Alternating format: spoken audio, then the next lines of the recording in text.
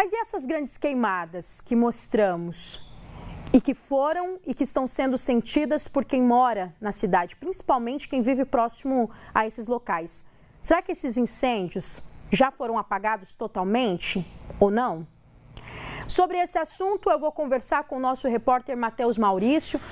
Matheus, ontem nós entrevistamos o capitão Roberto Coelho, do Corpo de Bombeiros, e hoje novamente o convidamos porque o assunto do momento é esse, não é mesmo? Inclusive, Matheus, você esteve lá no Celina Bezerra, até mostrando pra gente a área, né, que tinha sido queimada. Você foi junto com os nossos repórteres cinematográficos, o Wanderson Dantas. Conta pra gente esse cenário que você presenciou e, claro, depois traz informações desses incêndios, por gentileza.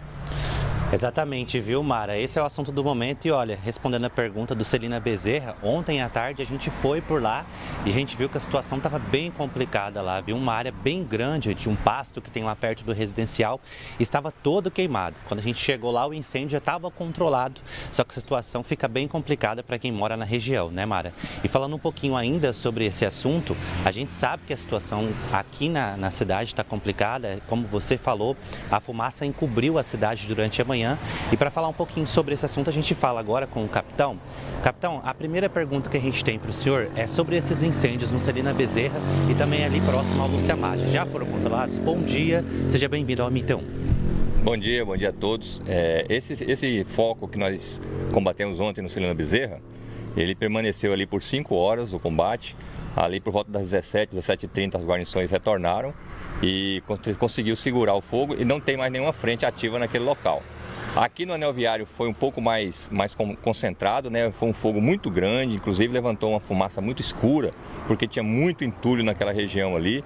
Também queimou durante umas 3 ou 4 horas, e ali por volta das 18 as guarnições retornaram também com incêndio controlado. Aí nós tivemos esse outro que aconteceu ali no anel viário, que pegou essa rede do Sanear. Esse fogo começou no dia anterior, aí ele permaneceu ativo, a gente retornou no dia de ontem e terminamos ele por volta das 10 horas da manhã. Juntou esses 3 grandes incêndios com outros que tinham acontecido nos dias anteriores, no Jardim da Mata, na região ali do Matias Neves, Vetoraço, a região aqui saindo para 270 em direção a Guiratinga. Todos esses incêndios juntos estão fazendo essa cortina de fumaça que nós estamos sentindo aqui na região de Rondonópolis. Lembrando que aqui nós temos um vale cercado por morrarias nas laterais, então a fumaça não tem para onde ir. O que dispersa a fumaça é o vento e a chuva. A chuva não tem e o vento está muito fraco, então não consegue tirar a fumaça e fica aí pairando sobre a cidade de Rondonópolis. Falando um pouquinho sobre isso, capitão, como o senhor já adiantou um pouquinho sobre a questão da fumaça, com a situação que a gente está complicada, como o senhor falou, sem chuva e com pouco vento, pode demorar muito para essa fumaça sumir aí, vamos dizer assim, da cidade? Inclusive, essa fumaça aí, ela não é só desses focos desses dias, ela é dos focos somados de todos os dias que tem acontecido em Rondonópolis e que a gente combate, porém, boa parte da fuligem fica parada aqui. Então, a cada manhã, quando a temperatura cai, a gente percebe a fumaça baixar e durante o dia, com a temperatura aumentando, a fumaça sobe e diminui esse aspecto. Mas a gente sente essa diferença no dia a dia, porém a concentração de fumaça de todos os dias. Lógico que esses grandes incêndios que eu citei agora e outros que aconteceram na Rodovia do Peixe, na região aqui de Poxoréu, contribuem também para esse aspecto. Vai melhorar um pouco se não houver grandes incêndios, mas não vai diminuir 100% essa fumaça matinal e que à noite também cai e dá esse aspecto de sujo aqui no nosso ambiente. Falando um pouquinho sobre isso, capitão, a gente sabe que tem muitos lugares que está pegando fogo, né, que estão pegando fogo aqui na cidade.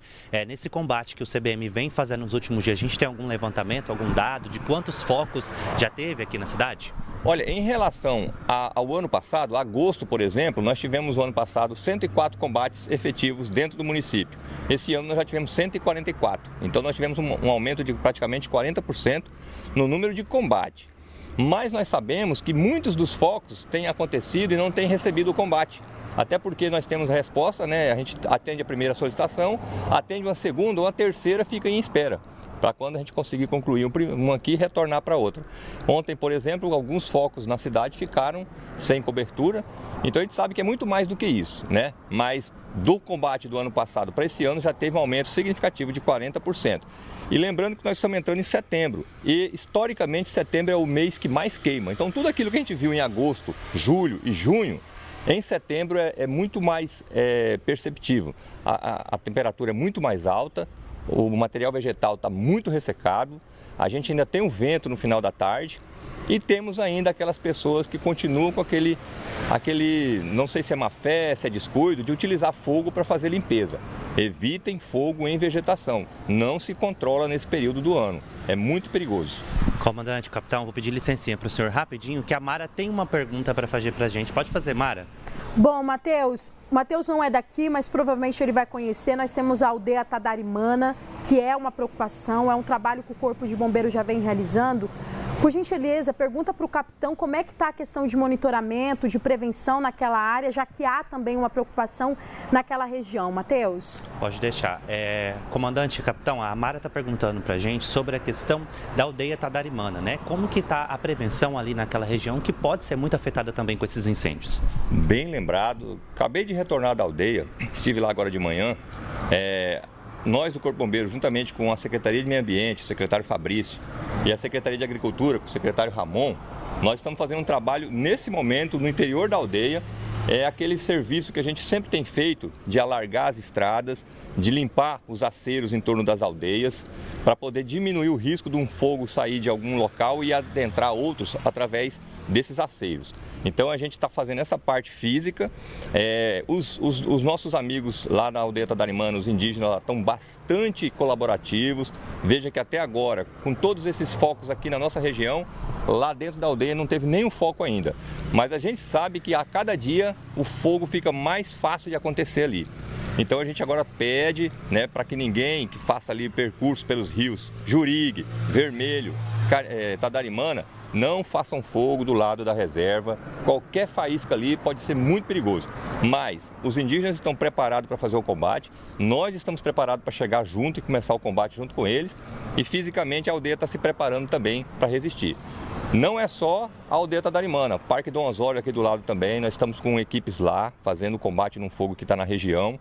Aquela região do Parque Dom Osório, a região aqui da Tadarimana, a mata aqui do 18º e algumas regiões laterais são regiões muito sensíveis, Rodovia do Peixe, a região ali da Gleba Rio Vermelho. Então todas elas nós estamos monitorando e agindo quando inicia qualquer foco.